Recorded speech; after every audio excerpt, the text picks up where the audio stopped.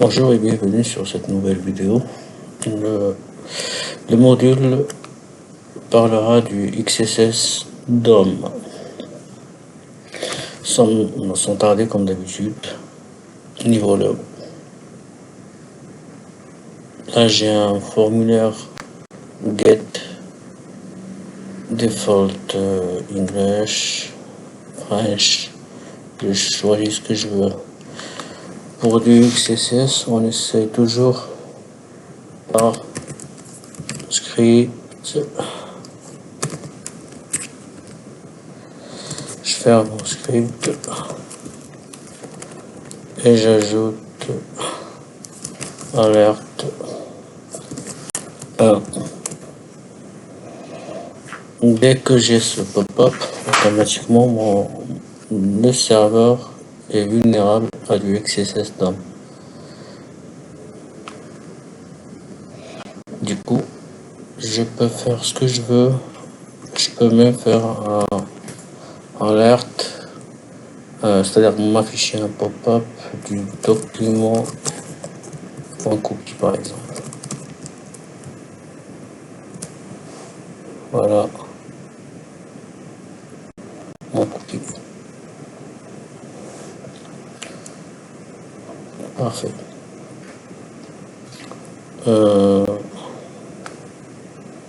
On peut pousser un petit peu le type d'attaque en utilisant soit des serveurs sur internet parce que en général ce type d'attaque c'est pour récupérer les cookies des utilisateurs, des autres utilisateurs, c'est-à-dire du coup de ma part, soit vous utilisez des serveurs sur internet gratuitement. Moi je vais utiliser BIF. Ça s'appelle BIF XSS. Voilà, et par défaut sur lequel il est installé. L'exemple que vous pouvez voir ici, c'est le payload que je vais utiliser pour mon XSS, c'est-à-dire au lieu de script alerte. Je peux faire l'adresse IP de mon serveur BIF 168, le mien c'est 20. Il est exécuté sur le port 20. Je m'authentifie sur mon serveur BIF. Là c'est mon adresse IP locale. Comme vous pouvez voir, là j'ai rien. Je vais exécuter, je regarde juste l'adresse IP C20. Voilà.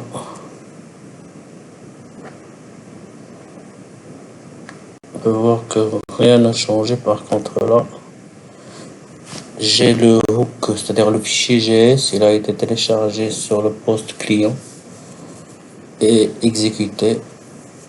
Et par la suite, je peux même pas simuler, mais faire n'importe quelle attaque que je veux, parce que il y a une liste de commandes que vous en tant qu'attaquant, pouvez vous connecter sur la machine des utilisateurs qui ont exécuté le hook.js. Et sincèrement c'est grave. Je peux détecter là parce que c'est pas un Windows. Le hook il a été exécuté sur un serveur Linux. Hook de domaine par exemple. Attendez, là on va faire le détail déjà pour savoir ce qui se passe. Il a détecté que le browser c'est NeMyPort Linux, un serveur Linux. Il a pris, comme vous pouvez voir, il a même eu les informations de mon cookie HPC SSID. Là j'ai vérifié. Est-ce bien mon cookie? Mais logiquement ça doit l'être. Ça commence par un IC, ça finit par 36. IC 36. exact ici et 36. Security Law, qu'est-ce qu'on a comme information en plus?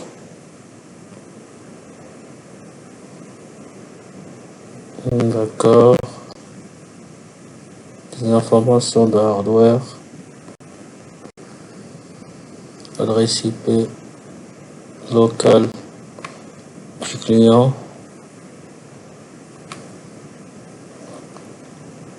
Et par la suite, on peut essayer de savoir. Nothing news, last post, nothing news.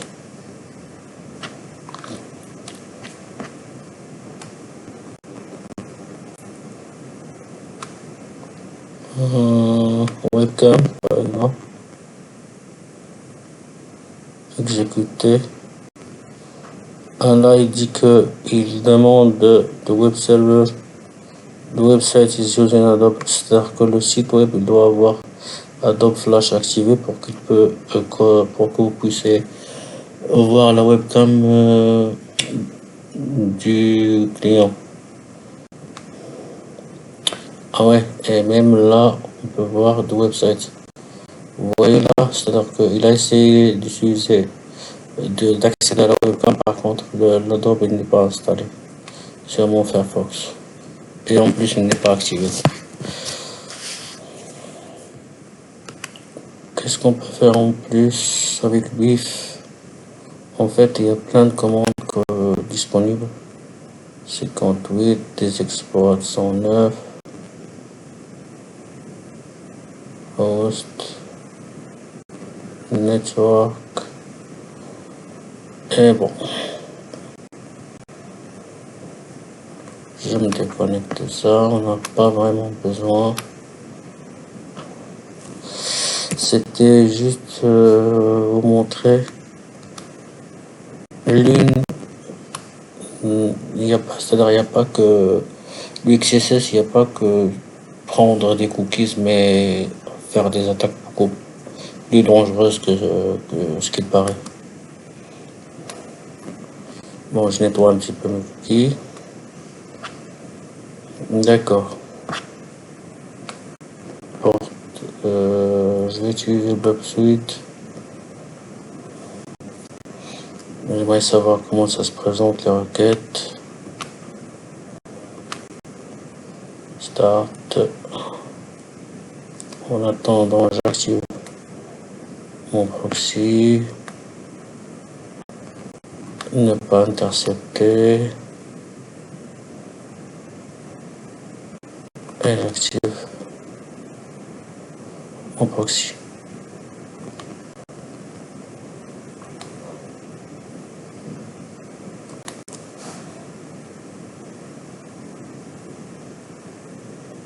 Je passe sur la Security Level Medium. Avant de passer sur Medium, vous pouvez, à mon avis, vous pouvez même juste avec un serveur Python en HTTP, démarrer le serveur Python HTTP. Là, par défaut, la démarrer sur le port 80, plutôt 8000. Et on peut faire un style, on peut voler le cookie avec. Alors, je crois que c'est script.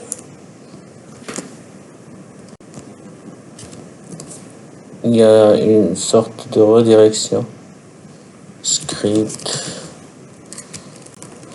Je suis pas trop fort en JavaScript. Alors, c'est Windows Header, je crois. Voilà, on va voir. Il y a Windows Header. Yes. Windows Location, c'est ça. Peut-être.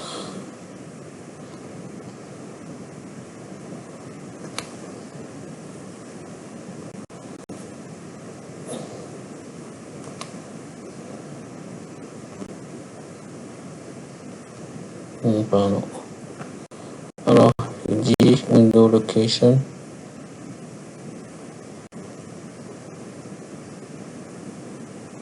Scripts, window.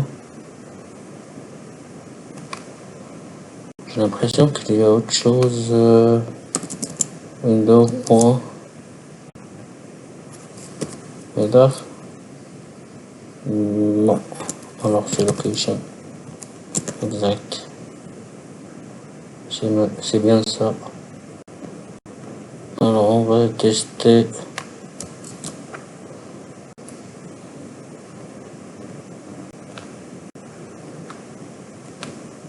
C'est window location égale http l'adresse IP de mon serveur Python 22.1000. D'accord. Slash Luigi cookie est égal. Je fais un plus document.cookie. Toute erreur. Bon, je vais copier ça parce que je suis pas trop sûr de la syntaxe.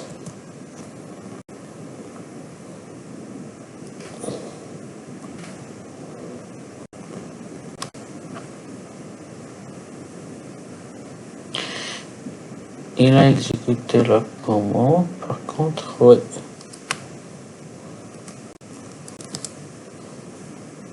J'ai fait 2 euros, d'accord. Je recopie à nouveau. Ouais, je crois que ça marche. Exactement. Comme vous pouvez voir, c'est-à-dire la victime, il a fait un get. Il m'a donné les informations de son cookie. D'accord. Du coup, juste avec un serveur web local, vous pouvez faire des styles de cookies. Bon, dans ce cas, j'arrête. J'ai pas vraiment besoin de ça. Nous continuerons vers niveau 3. Alors, en fait, niveau médium. Niveau médium. Je fais mon niveau médium. XSS DOM. Select comme d'habitude. Je regarde la source pour savoir le nouveau comportement qu'il y aurait pour le XSS. Là, on voit bien que si la chaîne de caractères script existe dans le paramètre default, du coup, il y aurait une redirection vers default English. Pour passer cela, le bypass, je vais vérifier le code source. Il y a un select. Du coup, je ferme le select. Je peux passer par image source alerte. En fait, il y a un street sheet pour Swigger. Il y a plusieurs payloads. Par exemple, moi, j'utilise Firefox. Je peux utiliser n'importe quel payload et tester avec. Par exemple, là, j'ai IMG. Je sais que je peux pas utiliser cela parce que il contient la chaîne script. Du coup, je vais utiliser celle-là, par exemple.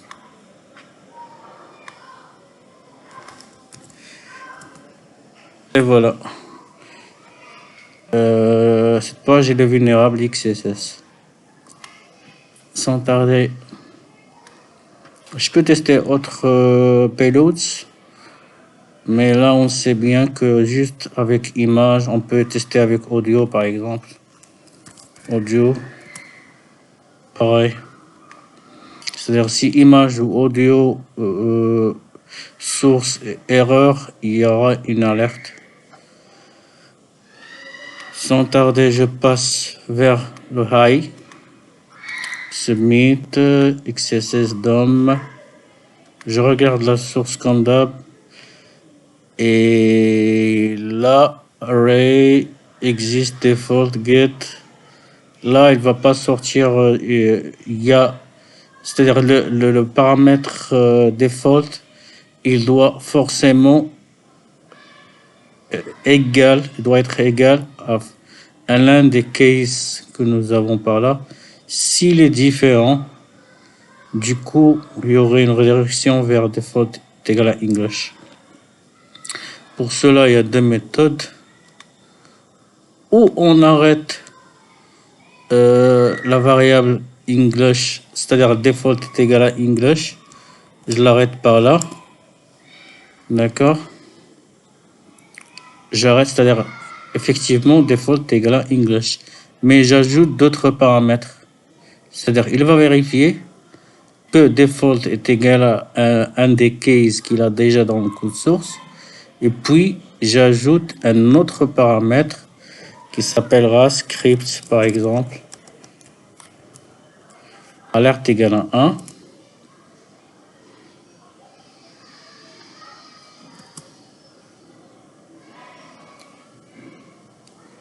Default, ça n'a pas marché. Le end, il marche. D'accord, le end, il marche. Ça aussi, on peut le faire. On peut faire le hashtag aussi. On peut le faire. Bon, j'espère que cette vidéo vous a plu. À la prochaine vidéo. Merci et bonne journée surtout.